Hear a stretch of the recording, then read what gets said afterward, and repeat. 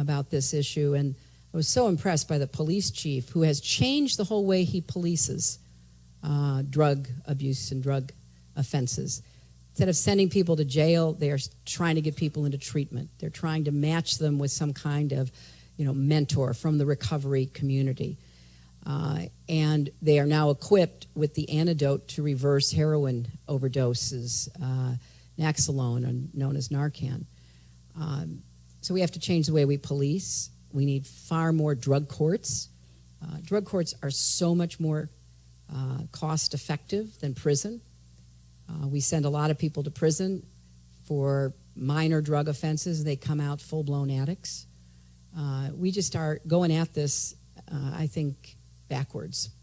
So I am making this an issue because I really believe it's a public health issue.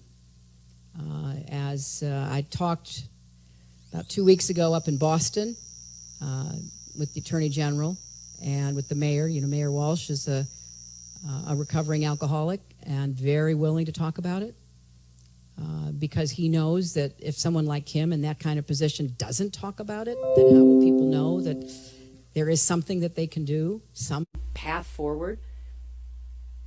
But for me, it's really about the lives that are affected. And the young lady with the red scarf right back there against the wall. Here comes the microphone.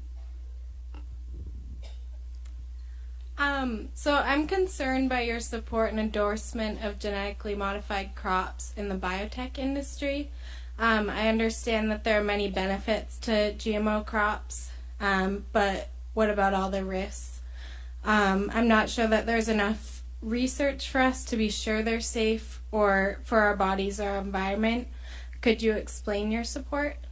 Well, I strongly support what the Department of Agriculture is now doing, which is to work toward voluntary labeling as a first step, and to have more information for consumers so that on barcodes or labels, people can actually know what's in what they're buying. I think that has to be the first step. The second step that I support that the Department of Agriculture is doing is preventing the proponents of GMOs from stopping states from setting higher standards. Because I believe that in an area, as you rightly say, we need more research and consumers need better information based on the research we currently have, that it would be a terrible mistake for the industry to be able to use their influence in Congress to stop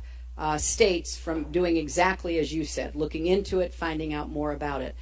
And I want more research too, because I think you're right. There are some forms of this that are lifesavers.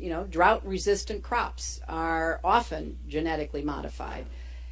And we don't want to deprive people in drought conditions from being able to grow crops that they then can use unless there is evidence, research that shows they shouldn't do it. But on the other hand, we need an ongoing system of doing much more to check out all the chemicals and genetic changes. And it's not just GMOs I'm worried about. We have hundreds, if not thousands, of chemicals that we have never tested to determine what their real impact is, or in concert with other elements or other chemicals. So I'm a huge believer in safety and in the right to know.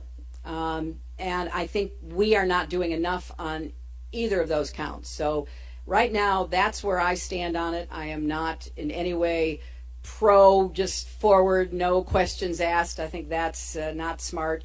But I'm also not anti, no questions asked. There's no possible use for these kinds of altered crops, which we've been eating, as you know, for hundreds of years in different forms. It's just much more sophisticated now.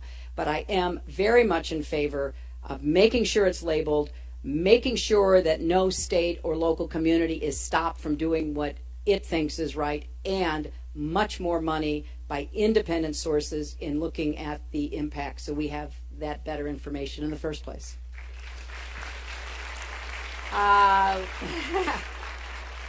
Okay. Oh, Yes, there. Yeah, I hate to not let somebody else ask a question back here, who's had my back. I've had my back to them the whole time. How about this young lady in the Keene State debate? You know, I'm big on debates, so. Wait, I'll give you this minute. Here you go. Thank you. So I'm a senior at Keene State, and I'm majoring in Holocaust and Genocide Studies, and my amazing professors and classmates and I are wondering what your plans are for genocide and mass atrocity awareness and prevention, and specifically what the plans for the Atrocity Prevention Board would look like. Thank you.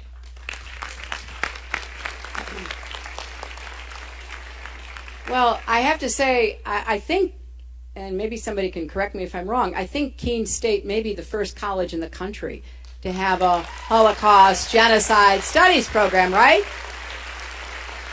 And I join in the applause. I think that's absolutely amazing and brilliant to have a specific curriculum to look at Holocaust studies and genocide, because we've got to have educated young people and others like you who are equipped to help us deal with a lot of these issues, because unfortunately we are, living with them, and we have to come up with, a better response.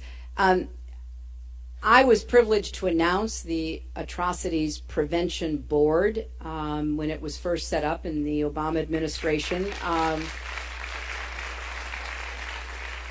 And I did it at the Holocaust Museum in Washington. If any of you have been there, it was the most appropriate, perfect place to make that announcement.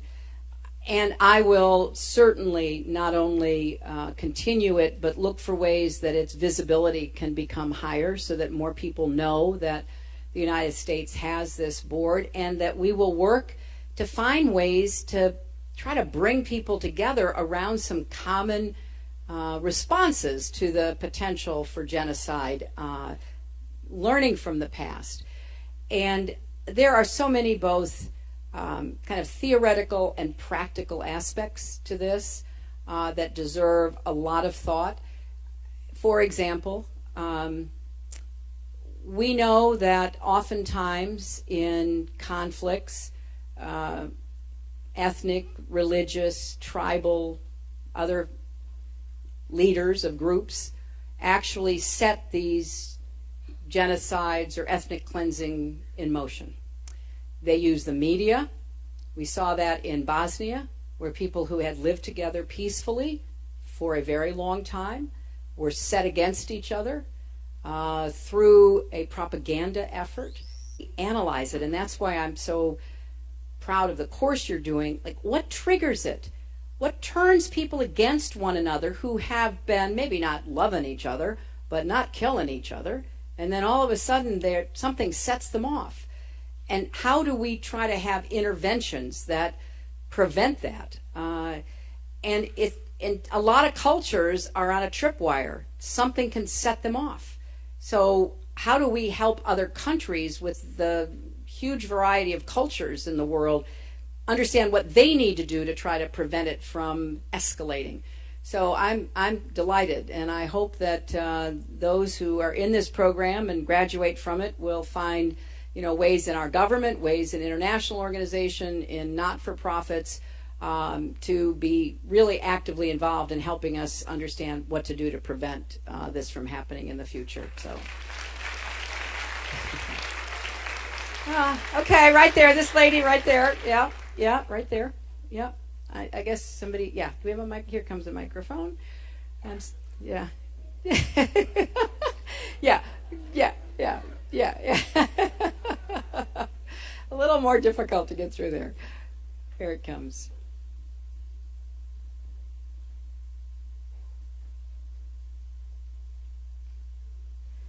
Thank you for taking my question. Glass-Steagall protected the American people and the American economy for decades, and then it was dismantled, and we crashed and hit bottom. At the debate, you said you would not be in support of reinstating Glass-Steagall.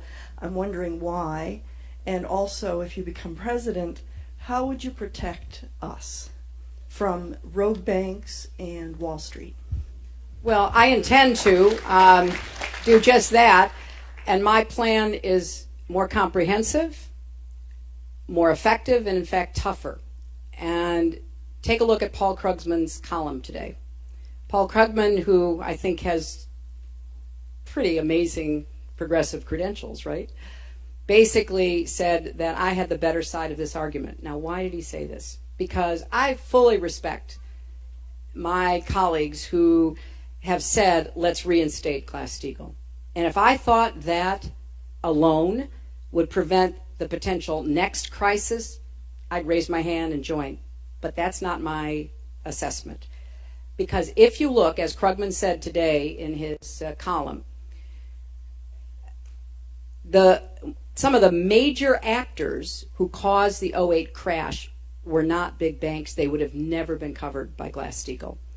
AIG, the giant insurance company, Lehman Brothers, they would never have been affected by it. And what I want to do is to crack down on the banks by assessing a risk fee and forcing them to have to comply with Dodd-Frank and tougher regulations. And I am absolutely in favor of breaking them up if they become a risk to the economy.